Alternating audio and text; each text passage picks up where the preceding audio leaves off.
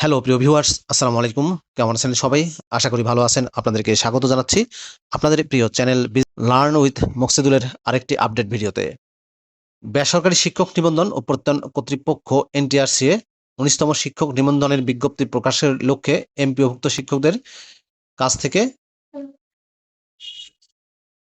এমপিওভুক্ত শিক্ষকদের শূন্য পদের তথ্য সংগ্রহের কার্যক্রম সম্প্রতি শেষ হয়েছে। এই কার্যক্রম শেষে কত হাজার শূন্য পদের তথ্য পেয়েছে এনটিআরসিএ, সেই তথ্যটি মূলত আজকে আপনাদের সাথে শেয়ার করব। আশা করব ভিডিওটি কন্টিনিউ করবেন। আর এরকম লেটেস্ট তথ্যগুলো পেতে হলে অবশ্যই আপনাদের প্রিয় এই চ্যানেলটি সাবস্ক্রাইব করে দেবেন। প্রিয় ভিউয়ার্স, তো চলুন আমরা বিস্তারিত একটু জেনে আসি। ১৯তম নিবন্ধন ৭৭,০০০ শূন্য পদের তথ্য পেল এনটিআরসিএ, এই শিরোনামে একটি নিউজ প্রকাশ করেছে জনপ্রিয় অনলাইন শিক্ষা বিষয়ক পত্রিকা দ্য ডেইলি ক্যাম্পাস .com।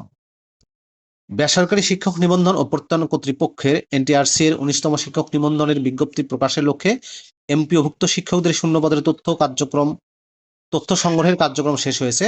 ৭৭,০০০-এর বেশি শূন্যপদের তথ্য পাওয়া গেছে বলে জানা গেছে।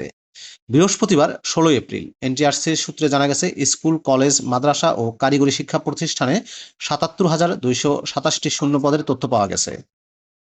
আবেদন ফি জমা দেওয়ার সময়সীমা শেষ হওয়ায় এই সংখ্যা কিছুটা বাড়তে পারে। আজ বৃহস্পতিবার রাত ১১টা ৫৯ পর্যন্ত আবেদন ফি জমা দেওয়া যাবে। গতকাল বুধবার শূন্য পদের তথ্য দেওয়ার সময়সীমা শেষ হয়েছে।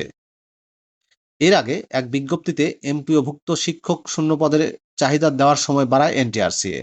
পূর্বের সূচি অনুযায়ী গত রবিবার তথ্য দেওয়ার সময়সীমা শেষ হওয়ার কথা ছিল। প্রিয় ভিউয়ার্স, এই ছিল মূলত এনটিআরসি এর সর্বশেষ একটি আপডেট তথ্য। ১৯তম নিবন্ধনের শূন্য পদের তথ্য পেয়েছে ৭৭,০০০টি।